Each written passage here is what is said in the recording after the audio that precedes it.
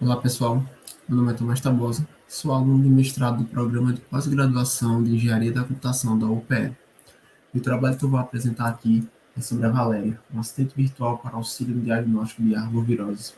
Esse trabalho foi feito em parceria com Sebastião Rogério da Silva Neto, aluno de doutorado, Igor Vitor Teixeira, aluno de mestrado, e a professora Patrícia Takakuene, todos esses do mesmo programa da UPE, e o professor Wanderson Souza Sampaio, da Fundação do Conhecimento Tropical. Mas antes de começar a falar sobre o que é a Valéria, eu quero destacar alguns pontos para uma contextualização. Primeiro, o objetivo 3.3 da Agenda 2030 para o Desenvolvimento Sustentável diz que, até 2030, acabar com as epidemias de AIDS, tuberculose, malária e doenças tropicais negligenciadas, e combater a hepatite, doenças transmitidas pela água e outras doenças transmissíveis. É nesse grupo de doenças tropicais negligenciadas que nós vamos tentar auxiliar no combate, em especial o subgrupo de arbovirose, que tem como as suas suas doenças mais comuns sendo dengue, chikungunya e zika. E um pouco mais específico no nosso território, no cenário do nosso país, infelizmente o Brasil é conhecido por dois fatores principais, sendo que o primeiro é que possui a maior quantidade de diferentes tipos de arbovirose no território. O segundo fator é que ele possui o maior número absoluto de casos dessas arboviroses. Isso faz com que o auxílio no combate e na prevenção, diagnóstico dessas arboviroses no Brasil pode ter um grande impacto para a Agenda 2030. E um dos problemas que existem em relação a essas doenças não é apenas na prevenção, mas também no correto diagnóstico dessas doenças, principalmente devido à grande similaridade que existe entre os seus sintomas. É muito difícil para um profissional da saúde, quando o paciente chega suspeito de uma arbovirose na unidade de saúde, ele confirmar que aquele paciente realmente está com aquela arbovirose ou com algum outro tipo de doença, ou talvez com nenhuma das arboviroses. De acordo com dados da Organização Pan-Americana de Saúde, cerca de 50% dos casos mundiais de arbovirose são de fato confirmados. Ou seja, os outros 50% são apenas tratados como suspeitos e não é como confirmar. Essa falta de confirmação prejudica não só nos estudos sobre a doença, como também entender do quadro epidemiológico local e tentar analisar possíveis epidemias que possam ocorrer. A forma mais prática de serem feitos esses diagnósticos confirmados são através de exames laboratoriais.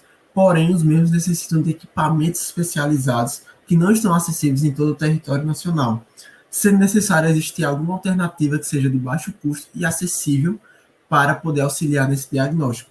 Foi justamente com esse pensamento que surgiu a Valéria, que é um acrônimo para a frase em português que quer dizer assistente virtual para processos de aprendizagem em arboviroses. Basicamente, é um sistema que vai auxiliar no diagnóstico clínico de arbovirose, utilizando apenas dados clínicos e não necessitando de dados laboratoriais. Vale lembrar que nosso objetivo é auxiliar no diagnóstico. O nosso sistema nunca vai dar a resposta final, cabendo ao médico tomar a decisão final a respeito da doença do paciente. Nosso objetivo é apenas auxiliar o médico nas informações para que ele possa ter uma resposta mais definitiva. A Valéria, ela possui dois módulos principais. O primeiro, o mais importante, é o módulo de diagnóstico, que vai utilizar a inteligência artificial para realizar o diagnóstico do paciente, além de também ter uma versão offline para acesso desse módulo em locais precários que não têm acesso à internet. Mais tecnicamente falando, essa inteligência artificial vão ser modelos de machine learning que vão fazer a classificação do paciente entre uma das quatro classes, dengue, chikungunya, zika e inconclusivo, que é justamente para um caso onde o paciente não possui nenhuma dessas três arboviroses. O segundo módulo é o módulo de monitoramento, que vai constar em uma dashboard para monitoramento dos casos que forem confirmados pelo módulo de diagnóstico e pela resposta do médico. Com isso, será possível para o médico analisar em tempo real a quantidade de casos que está ocorrendo na sua cidade, no seu estado, até mesmo no país todo, e conseguir identificar mais facilmente surtos de epidemias que estão ocorrendo em determinados locais. Atualmente, nós já criamos um protótipo com algumas versões limitadas desses módulos.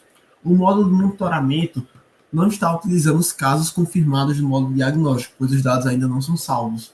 Nós utilizamos, então, uma visualização de casos da base do Sistema de Informação de Agravo Notificação, O SINAM. Essa é uma base de dados nacional que contém as notificações de pacientes que têm de dengue, chikungunya e zika.